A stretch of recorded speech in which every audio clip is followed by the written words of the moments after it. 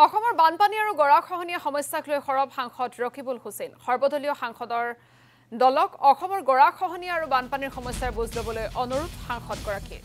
গোৱালপাৰাৰ ধুবুৰীত গৰাখহনীয়া সমাধানৰ বাবে 22,000 কোটি টকাৰ প্ৰয়োজন বিপৰীতে 168 কোটি টকাহে অনুমোদন কেন্দ্ৰীয় চৰকাৰৰ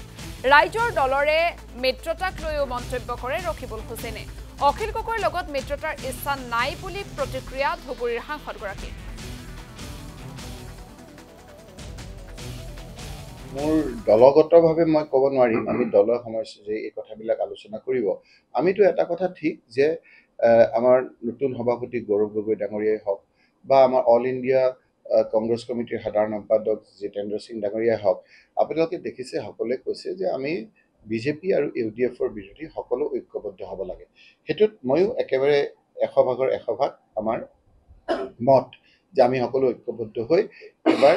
বিজেপি বিৰুদ্ধে আমি যুঁজিব লাগে তাত ইউডিএফক আমি লগত ল'ব নালাগে কিন্তু যদি মই এতিয়া দিল্লীত আছো সংঘাতত আছো বহু কথা আপোনাৰ তন্নতন্নকৈ মই জানা নাই কিন্তু আজিকালি ছ'চিয়েল মিডিয়াৰ যুগ আৰু মই আজিকালি এজন ধৰি লওক ৰাজনৈতিকভাৱে সচেতন ব্যক্তি হিচাপে মই খবৰ ৰাখিছোঁ কালি যিখিনি কথা